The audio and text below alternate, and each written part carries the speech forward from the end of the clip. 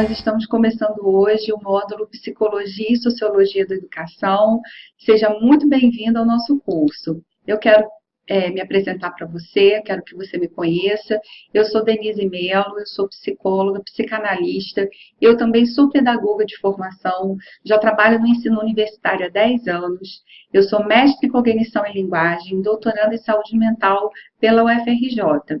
E eu, atualmente, também tenho o privilégio de coordenar o curso de graduação de psicologia aqui da Faculdade Redentor. Eu tenho uma paixão pela psicologia e amo poder compartilhar dos conhecimentos e das práticas dos psicólogos com as pessoas, com os alunos. E, nesse sentido, eu espero, assim, que a gente tenha um percurso de muito crescimento. Essa é a minha expectativa, de que nessas 6 semanas que nós estaremos juntos, que seja um tempo de muito crescimento e aprendizado para todos nós. Então, seja bem-vindo ao nosso curso. Nós vamos fazer assim, nós vamos dividir as nossas aulas em 2 módulos. Nós vamos primeiro falar de psicologia da educação e depois nós vamos falar sobre sociologia da educação. E o que nós vamos falar hoje, então, nessa aula? Eu quero fazer para você uma breve apresentação do que a gente vai estudar sobre esses dois temas, tá ok? Então, vamos lá, vamos fazer uma introdução. Eu vou começar pela psicologia. Bom, psicologia da educação. O que esse nome pode parecer para nós? Por que será que os professores eles precisam conhecer sobre psicologia? Qual é a nossa intenção ao trazer para o campo da educação os conhecimentos psicológicos?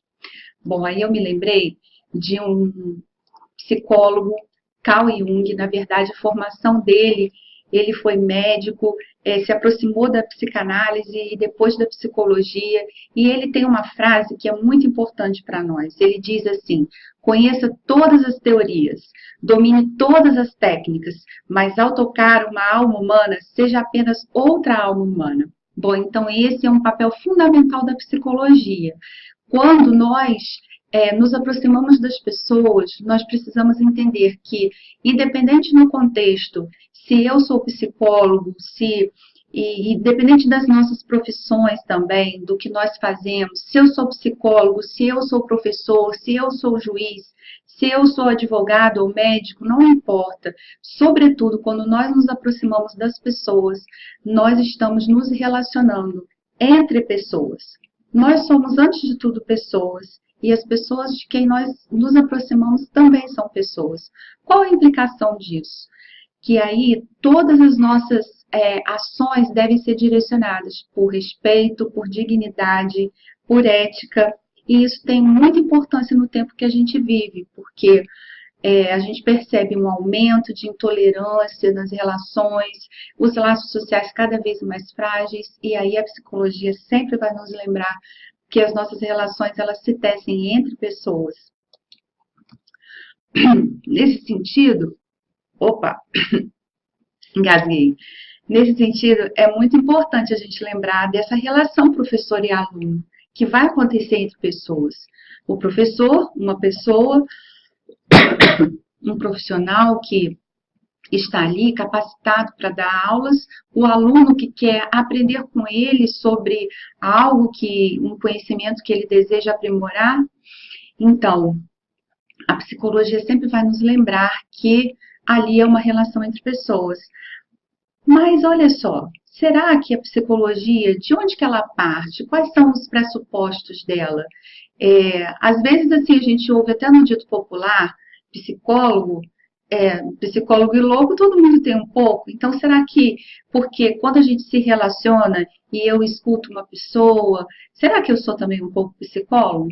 Bom, a gente às vezes pode ser até um bom amigo, mas ser psicólogo é se apropriar de uma ciência e de uma profissão, porque a psicologia ela já tem mais de 100 anos de conhecimentos científicos desenvolvidos ao longo da história. Ela já tem, assim, inúmeras teorias e conceitos bem formulados e que vão se aprimorando ao longo do tempo. E, além disso, ela também tem muitas técnicas, instrumentos e intervenções que, ao longo desses anos, também foram sendo aprimoradas e se tornando práticas profissionais consolidadas. Então, assim, um bom amigo sempre será um bom amigo e bem-vindo. Mas um psicólogo, ele é um profissional que, embora ajude muitas pessoas, ele é um profissional especializado dentro de uma área de conhecimento científico.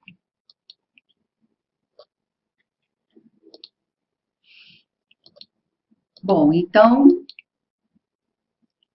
qual seria, então, esse diálogo entre psicologia e educação? Como que nós poderíamos pensar disso?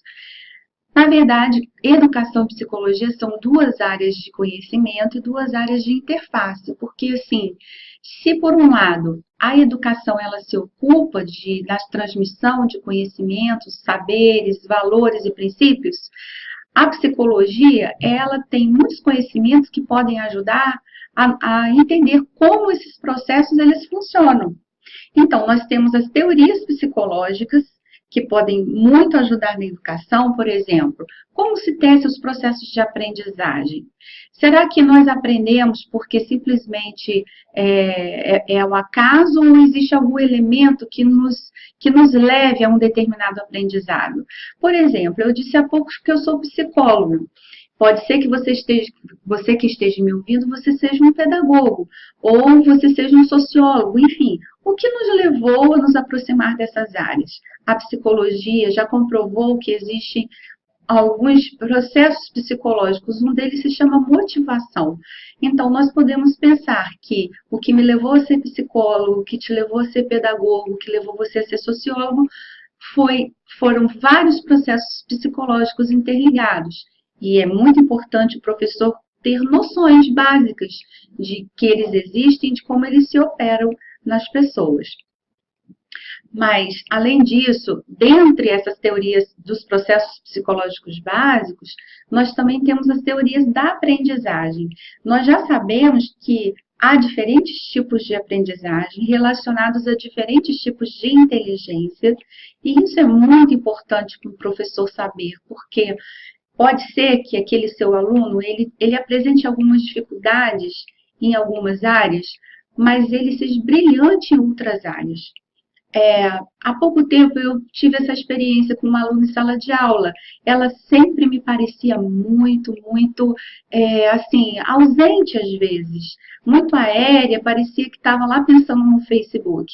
Mas quando ela ia escrever, ela fazia colocações assim que me capturavam, me faziam pensar muito. As provas dela, eu lia 2, 3 vezes as questões que ela respondia. E aí o que eu entendi? Que na verdade ela tem habilidade para algo que naquele momento eu não conseguia compreender como inteligência. Na verdade, isso também tem uma raiz de preconceito para todos nós, que é o quê? A gente pensar que todas as pessoas vão aprender da mesma forma.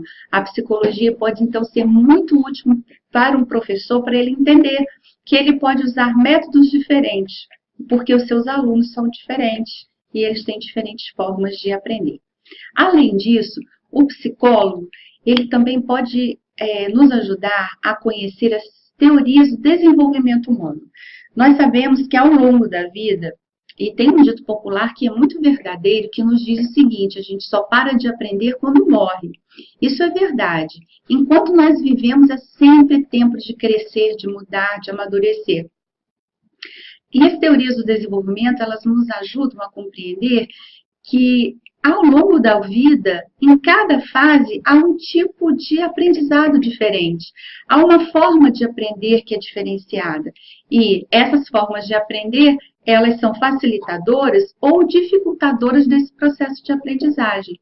Então, é muito importante também conhecer as nuances desse processo de desenvolvimento. E é nesse sentido que a psicologia do desenvolvimento também pode nos dar dicas muito importantes para nós professores. A essa altura, eu imagino que você está pensando assim: poxa, mas eu sou professor, será que ela espera que eu seja um psicólogo?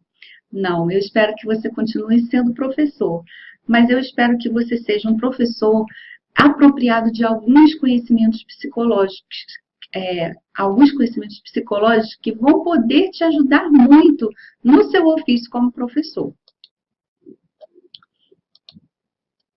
Como eu disse, as teorias psicológicas, teorias da aprendizagem, do desenvolvimento. Bom, agora vamos falar da outra parte da nossa aula, que seria a sociologia da educação. Bom, por que os professores eles precisam conhecer um pouco sobre sociologia? Aí eu também trouxe uma outra frase que eu gosto muito de um sociólogo chamado Émile Durkheim.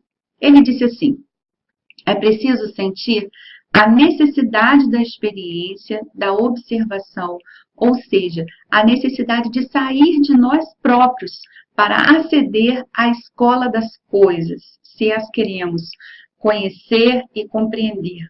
O que ele quis dizer com isso? Ele quis dizer que há uma interação entre nós, como pessoas, com o ambiente que nós vivemos. E se nós queremos conhecer um pouco dessa realidade, conhecermos um pouco, inclusive, sobre nós mesmos, nós precisamos lançar um olhar para a sociedade. E é nesse sentido que a sociologia da educação, ela traz, que a sociologia, na verdade, traz para a educação uma gama de conhecimentos muito importantes. O que ela propõe? Ela propõe que a educação seja tomada como objeto de análise social. Por quê? Porque para todo sociólogo, a educação é uma prática eminentemente social. Não existe uma educação que seja isolada, ainda que ela se opere no plano individual para cada um de nós. Existe uma repercussão desses aprendizados no contexto social e vice-versa. Então, além disso, tem uma coisa muito curiosa que a gente precisa compreender, é que o fenômeno educativo ele está presente em todas as sociedades. Bom, que pista que isso nos dá? Que qualquer ser humano, em qualquer lugar do planeta, ele é capaz de aprender e sempre terá alguém capaz de ensinar. Então, esse fenômeno educativo, ele é eminentemente inerente ao ser humano e um ser humano em relação, ou seja, um ser humano social. Para os sociólogos também, existe uma coisa importante que a gente precisa compreender desde já, é que as existências ou as nossas experiências ou a realidade como ela é, elas não são aleatórias. Elas foram criadas e recriadas pelo próprio homem em sociedade. O homem, ele cria existência, ele cria experiência e ele cria relações. Ao viver, ao existir, ele se relaciona, então ele produz relacionamentos. E isso ocorre no nível microsocial ou no nível macrosocial. No nível microsocial, nós poderíamos pensar naquelas relações mais próximas de nós, a família, os amigos, o trabalho, mas nós não podemos dizer que nós também não nos relacionamos no nível macrosocial. Eu até gostaria de pensar isso, mas assim, não dá para a gente pensar, porque todos os governantes do nosso país, eles estão lá em Brasília. Então, eu poderia pensar, eles não se relacionam comigo, mas no momento em que eles tomam decisões, essas decisões têm um efeito sobre mim e sobre você. Então, ainda que a gente esteja falando de um contexto macrosocial, ele tem efeito sobre nós como pessoas. Qual, então, seria a relação da sociedade na qual nós estamos inseridos com a educação? Essa pergunta ela vai ser fundamental para nós entendermos também como ocorrem as nossas práticas educativas. Por que elas são como são? Será que elas são aleatórias? Ou será que elas foram assim desenvolvidas ao longo da história dessa forma? Por que nós chegamos a esse momento em que nós podemos agora estar aqui nessa relação que nós podemos chamar de interativa, mas ao mesmo tempo virtual? Se eu tomo isso como exemplo, eu posso perceber que a sociedade, a educação, ela está dentro de um contexto que é maior e que de alguma maneira nos determina.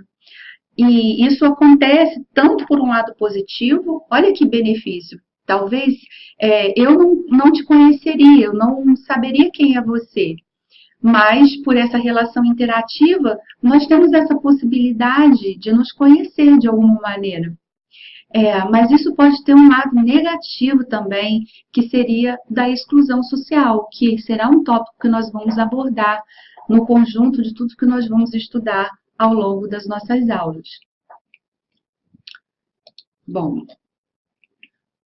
então, recapitulando, a sociologia da educação, ela toma a educação como objeto de análise, ela compreende a educação como uma prática eminente social e inerente ao ser humano, e ela também considera que os homens, eles criam e recriam suas próprias experiências e produzem as suas relações. Nós vamos ver alguns autores e as diferentes interpretações que eles dão para a educação. O primeiro deles será Emile Durkheim. Opa, deixa eu voltar aqui, peraí. Será Emile Durkheim, que foi um sociólogo do século passado, que defendeu a educação como um conjunto de ações exercidas dos adultos sobre as crianças. E, com isso, ele também ajudou muitas teorias psicológicas, ele se apoiou em teorias psicológicas e, de alguma maneira, as teorias psicológicas também se apoiaram nele, porque hoje nós sabemos que a educação é uma forma de socialização, é um mecanismo de socialização da criança importantíssimo, que pode, de fato, determinar o seu futuro. Mas nós temos um outro sociólogo, Max Weber. O que dizia o Weber? Para ele sempre compreendeu o mundo social com base nas ações do indivíduo em um determinado contexto. Já Karl Marx,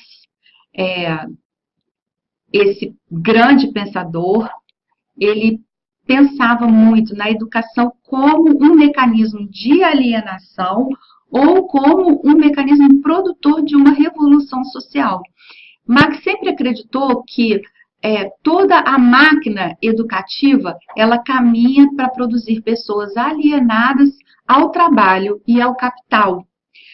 Como que a gente poderia dar um exemplo disso? Poderíamos falar de nós mesmos, professores. Para Marx, nós estamos alimentando essa máquina quando a gente forma profissionais.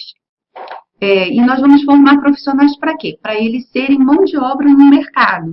Então, de alguma maneira, se nós não instrumentalizamos esse futuro profissional para ele pensar sobre o seu trabalho, nós estamos simplesmente colaborando para que ele seja mais uma pessoa alienada que alimente o capitalismo.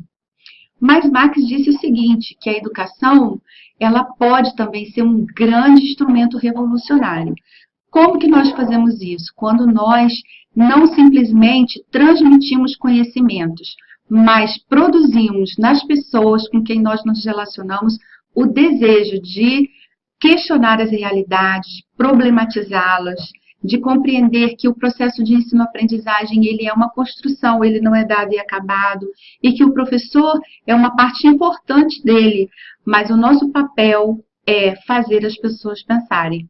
Aí, para Marx, se a gente consegue fazer isso, nós poderíamos produzir uma revolução. Mas Marx será um tema, junto aos outros autores que nós vamos abordar no segundo tempo, quando a gente falar de sociologia da educação. Bom, e com isso eu acredito que eu já respondi a essa pergunta aqui, olha, como as concepções sociológicas, elas podem ajudar o professor, podem ajudar o professor a compreender que o seu aluno ele faz parte de um contexto. Esse contexto, ele pode ser um facilitador das aprendizagens, ou ele pode ser um dificultador. Nós também podemos compreender que dar essa compreensão ao professor de que a educação pode ser uma arma poderosa para a gente promover qualidade de vida onde a gente estiver. Olha, para encerrar então essa nossa apresentação, essa nossa aula introdutória, Desde já, eu quero te dizer que tem um conceito aqui muito importante que já foi colocado e que eu preciso destacar.